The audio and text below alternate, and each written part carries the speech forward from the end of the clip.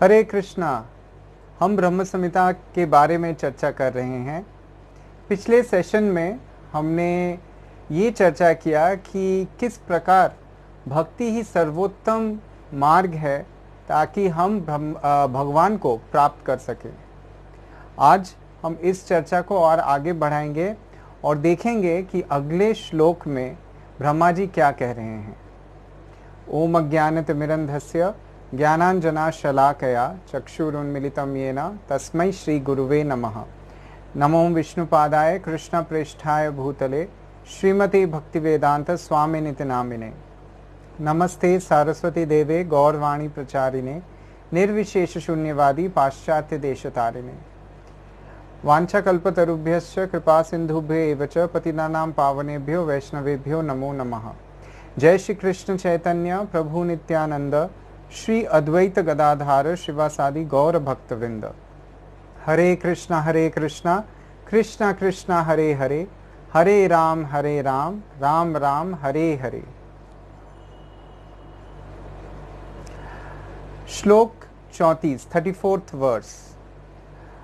पंथास्तु कोटिशतवत्सर संप्रगम्यो वायोरथापि मनसो मुनिपुंगवानां सोऽप्यस्ति यत्प्रपदसिम्नि अविचिन्त्य तत्त्वे गोविन्दमादिपुरुषं तमहं भजामि। Translation: I worship Govinda, the primeval Lord. Only the tip of the toe of whose lotus feet is approached by the yogis who aspire after the transcendental and betake themselves to pranayam by drilling the respiration, or by the jnanis who try to find out the non-differentiated Brahman by the process of elimination of the mundane, extending over thousands of millions of years. Hindi में अनुवाद। प्राकृत चिंता से अतीत उस परम तत्व को पाने के लिए अभिलाषी कोई व्यक्ति प्राणायाम द्वारा योगियों के प्राणवायु आदि के नियमन के पथ पर अथवा नेति नेति कहने वाले निर्विशेष मायावादियों के निर्विशेष निराकार ब्रह्म के अनुसंधानकारी मुनिपुंगवकों के ज्ञान चर्चा रूप पथ पर शत कोटि वर्षों तक चलकर भी जिनके श्री चरणारविंद की अग्र सीमा मात्र को ही प्राप्त होते हैं, उन आदिपुरुष श्री गोविंद देव का मैं भजन करता हूँ। मुनिपुंग यानी जो मुनियों में श्रेष्ठ हैं। तो यहाँ ब्रह्मा जी दो किस्म के लोगों के बारे में बोल रहे हैं, एक जो मुनि है, जो योगी हैं, और एक जो ज्ञानी है। मुनि या योगी वो हैं जो योग तपस्या के द्वारा, अष्टांग योग के द्वारा अपने प्राण वायु को रोक लेते हैं, यानी श्वास लेना बंद कर देते हैं।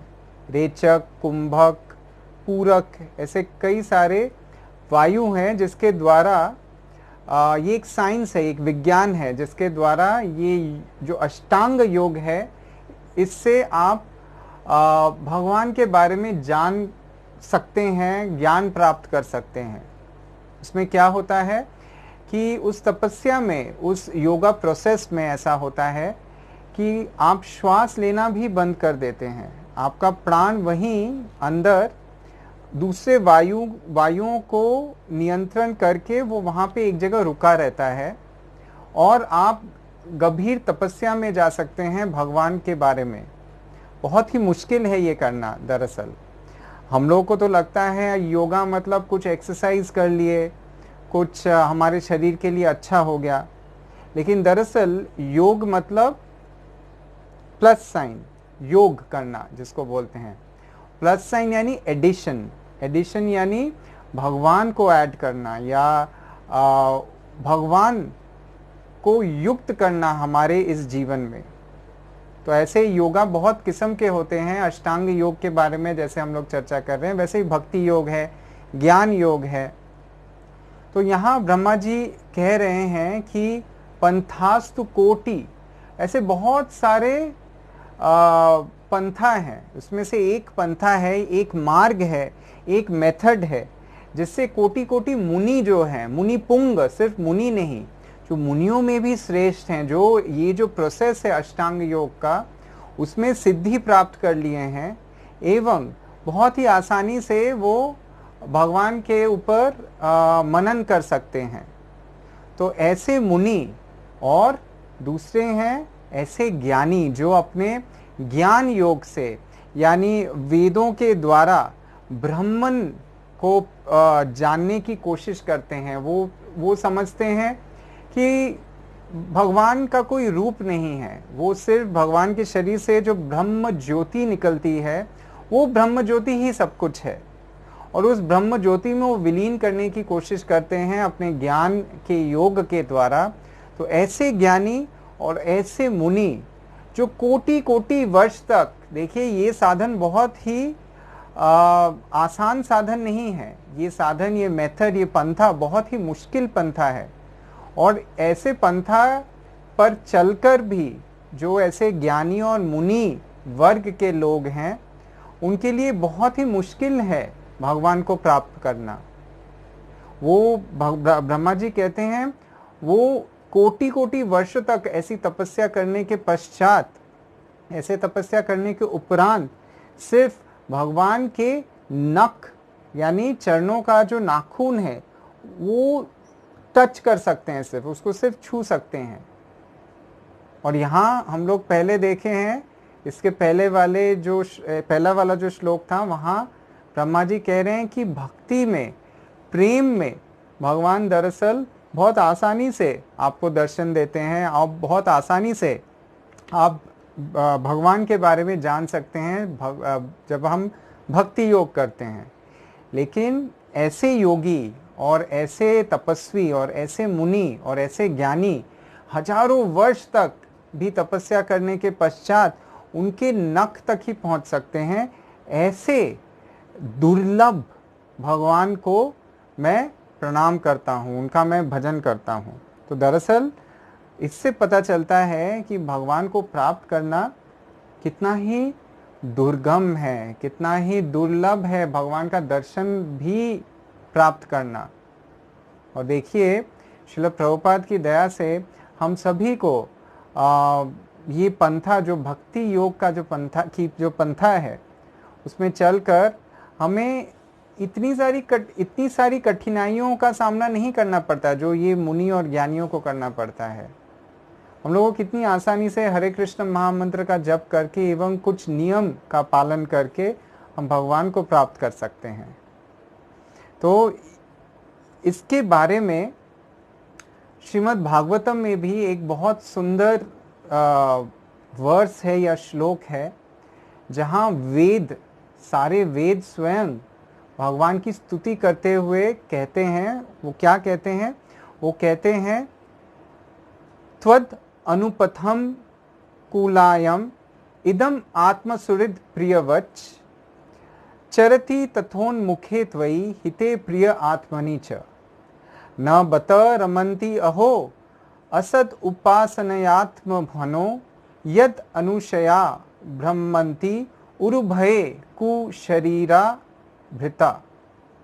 इसका अर्थ ये है कि जब हम इस पार्थिव शरीर को, ये जो जड़ शरीर है, इसको भगवान की सेवा में नियुक्त करते हैं, तब दरअसल ये शरीर अपने स्वरूप में रहता है। ये शरीर तब सबसे ज़्यादा आनंद में रहता है।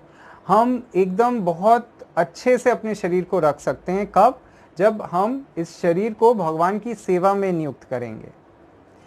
हालांकि भगवान सभी के ऊपर कृपा वर्षण करते हैं, लेकिन हमारे लिए, हम में से बहुत लोगों के लिए बहुत मुश्किल है भगवान की इस कृपा को ग्रहण करना। और हम क्या करते हैं? भगवान के प्रति शरणागति नहीं दिखा के भगवान की जो छाया है, जैसे ब्रह्म ज्योति या योग तपस्या से मनन करके कुछ अपने अंदर अपने हिसाब से कुछ चीज़ों को भगवान के बारे में सोच के या समझ के जब उसके प्रति समर्पित होते हैं, वो दरअसल भगवान के प्रति समर्पण नहीं है। वो क्या है? वो भगवान के जैसा, भगवान के छाया के प्रति हम समर्पित होते हैं, तब हमारे लिए बहुत मुश्किल हो जाता है। हम लोग चाहते तो हैं गोलोक वृंदावन जाना, लेकिन हमारा जो मार्ग है, हमारी जो पंथा है, जो मेथड है, वो गलत हो जाता है, और इसके वजह से हम गोलोक वृंदावन में नहीं पहुंच पाते हैं। और हमारे साथ क्या होता है? तो वेद स्वयं देखिए ये कह रहे हैं श्रीमद् भागवतम में कि अगर ऐसा कोई करता है कि भगवान के प्रति समर्पण नहीं दिखा के, जहां हम लोग को भगवान के प्रति समर्पण दिखा के अपनी शरीर को पूर्ण रूप से आत्मसमर्पित करके भगवान के चरणों में उनकी सेवा में नियुक्त होना चाहिए, हम अगर भगवान के जैसे कुछ अपनी मन गढ़ंत चीजों के ऊपर जो वेद शास्त्र नहीं बोल रहे हैं उसकी पंथा में जाएं, तो हम इसी जड़ जगत में घूमते रहते हैं। पुनरपि जननम पुनरपि मननम पुनरपि जननी जठरे शयनम। तो हम लोग वापस ऐसे जो डेथ और बर्थ का जो साइकिल है, उसी चक्रव्यूह में घूमते रहते हैं इस जड़ जगत में ही। ये ठीक उसी प्रकार है कि जैसे सोचिए, हम अगर कहीं डेस्टिनेशन या गंतव्य स्थान तक पहुंचना चाहते हैं तो वहां के लिए टिकट करेंगे। जैसे अगर सोचिए हम लोग को हवाइन आइलैंड में अगर जाना हुआ एक वेकेशन के लिए, और वो काफ़ी दूर है यहाँ से, और वहाँ अगर जाना हुआ तो हमको चाहिए कि हमारा जो मेथड है या हमारी जो पंथा है, हमारा जो मार्ग है, वो हमें, हमारा जो टिकट जो हम लोग ले रहे हैं, वो हमें हवाइन आइलैंड का जो डेस्टिनेशन है वहाँ तक हमको पहुँचाए। लेकिन हम सोच रहे हैं कि हम हवाई जाएंगे, लेकिन हम टिकट करा रहे हैं मंदरमनी का। तो कैसे हम हवाइन आइलैंड जाएंगे? हम तो फिर मंदरमनी ही जाएंगे ना। मैं तुलना नहीं कर रहा हूँ किसी भी चीज़ का, लेकिन ये एक उदाहरण के तौर पे मैं आपको समझाने की कोशिश कर रहा हूँ कि अगर हमारा गंतव्य स्थान कुछ है तो मार्ग वही लीजिए जो आपको गंतव्य स्थान तक पहुँचाए। ऐसे मार्ग लेके क्या फ़ायदा जो आपको सिर्फ भगवान की नख तक ही पहुँचा सकता है, वो भी बहुत ही कठिनाई के बाद, बहुत ही करोड़ों वर्षों तक उस तपस्या करने के बाद, जैसे ये ज्ञानी और मुनि करते हैं। भक्ति योग ही एकमात्र पंथा या मेथड या मार्ग है जिससे आप आसानी से भगवान की सेवा में नियुक्त होके भगवान के श्री धाम गोलोक वृंदावन में पहुंच सकते हैं। ये था 34वां 34th वर्स। अभी 35th वर्स में देखिए ब्रह्मा जी क्या कहते हैं। एकोपि असौ रचयितं जगदण्ड कोटिं यच्चक्तिरस्ति जगदण्ड चयायदन्त अंडान्तरस्थ परमाणुचयन्तरस्थं गोविन्दमादिपुरुषं तमहं भजामि। Translation: He is an undifferentiated entity, as there is no distinction between potency and the possessor thereof. In his work of creation of millions of worlds, his potency remains inseparable. All the universes exist in him, and he is present in his fullness in every one of the atoms that are scattered throughout the universe at one and the same time. Such is the primeval Lord whom I adore. Hindi में अनुवाद: शक्ति और शक्तिमान दोनों अभिन्न भेद रहित एक ही तत्व हैं। करोड़ों करोड़ों ब्रह्मांड की रचना जिस शक्ति से होती है, वह शक्ति भगवान में अपृथक रूप से अवस्थित है। सारे ब्रह्मांड भगवान में अवस्थित हैं तथा भगवान भी अचिंत्य शक्ति के प्रभाव से एक ही साथ समस्त ब्रह्मांडगत सारे परमाणुओं में पूर्ण रूप से अवस्थित हैं। ऐसे आदि पुरुष गोविंद का मैं भजन करता हूँ। यहाँ जो तत्व के बारे में ब्रह्मा जी चर्चा कर रहे हैं या बोल रहे हैं, वो है अचिंत्य भेदाभेद तत्व। एक है जो शक्ति है और दूसरा है जो शक्तिमान है। शक्तिमान कौन है? शक्तिमान वो है जिसके पास शक्ति है। और शक्ति क्या है? शक्ति वो चीज है जो शक्तिमान के पास रहता है। एक तरह से देखा जाए तो शक्ति और शक्तिमान अभिन्न है। क्या शक्तिमान का कोई अस्तित्व रहेगा अगर उसके पास शक्ति ही नहीं रहा तो? या तो फिर शक्ति की कोई मतलब वो रह सकती है क्या अगर वो शक्तिमान के पास नहीं हो तो? शक्ति तो तभी हो सकता है जब वो किसी को बिलोंग करे, जब वो किसी के साथ हो, तभी वो शक्ति है। वरना उस शक्ति का कोई मतलब ही नहीं, कोई वजूद ही नहीं, कोई अस्तित्व ही नहीं है। तो शक्ति यानी उस शक्ति का कोई पोजेसर या उसका कोई संरक्षक अवश्य होगा जिसके पास वो शक्ति है। जैसे मान लीजिए अगर कोई वेट लिफ्टर है तो वो उसको बोलते हैं हम लोग बहुत शक्तिशाली है वो इंसान। तो उसके अंदर दरअसल वो शक्ति है, वो शक्ति उसको बिलोंग करता है। और उस शक्ति को अगर हम लोग अलग कर देंगे तो उस शक्ति का भी कोई अस्तित्व नहीं है और इस शक्तिशाली इंसान का भी कोई अस्तित्व नहीं है। तो इस तरह से अगर हम लोग देखें तो जो शक्तिशाली या शक्तिमान है एवं जो शक्ति है वो एक ही तत्व है, लेकिन एक तत्व होके भी वो जैसे अलग अलग भी हैं। और इस वजह से इसको अचिंत्य भेदाभेद तत्व बोला जाता है। जो शक्ति है श्रीमती राधा रानी है एवं जो शक्तिशाली श्री कृष्ण है, दोनों अलग अलग हैं, लेकिन फिर भी दोनों हमेशा हमेशा एक साथ रहते हैं। और सिर्फ इतना ही नहीं, इस शक्ति, इस अचिंत्य भेदाभेद तत्व, इस अचिंत्य शक्ति के द्वारा ही भगवान हर एक चीज की सृष्टि करते हैं। ये जितने भी प्लैनेट्स, ये जितने भी यूनिवर्स या ब्रह्मांड आप देख रहे हैं, ये भगवान जो शक्तिशाली हैं अपनी शक्ति के द्वारा इस चीज को कर रहे हैं। और जब ये सारी चीजों का निर्माण होता है, इनकी सृष्टि होती है, तो भगवान स्वयं इन सारी चीजों के अंदर प्रवेश करते हैं। एवं प्रवेश करते जब हैं अपनी शक्ति के साथ ही प्रवेश करते हैं, क्योंकि शक्ति और शक्तिशाली हमेशा एक ही साथ रहते हैं। तो जब भगवान किसी चीज में प्रवेश कर रहे हैं, यानी भगवान के साथ भगवान की शक्ति भी उसमें प्रवेश कर रही है। भगवान को भगवान की शक्ति से अलग नहीं किया जा सकता है। लेकिन एक तरह से देखा जाए तो दोनों अलग अलग अस्तित्व हैं दोनों का, लेकिन फिर भी दोनों का अस्तित्व एक दूसरे के से अलग रह के नहीं हो सकता है। दोनों हमेशा साथ में ही दोनों का रहना आवश्यक है, जरूरी है। ये थोड़ा सा गंभीर तत्व है, तो हम इसके बारे में थोड़ा सा और अच्छे से विश्लेषण करेंगे और जानने की कोशिश करेंगे। जैसे मान लीजिए अगर कोई शक्तिशाली हुआ, उसके पास एक शक्ति है एक किसी चीज को करने की, तो उसका अस्तित्व, उसको शक्तिशाली हम नहीं कह सकते अगर उसके पास वो शक्ति नहीं है। तो वो उसके पास जब वो शक्ति रहेगी तभी वो शक्तिशाली होगा। एवं शक्ति भी उसके पास जब तक है उसका अस्तित्व है। शक्ति का एज सच कोई उपयोग नहीं हो सकता है। अगर कोई शक्तिशाली हुआ तभी वो शक्तिशाली इंसान उस शक्ति का प्रयोग कर सकता है। शक्ति स्वयं अपने आप से प्रयोग नहीं हो सकती है।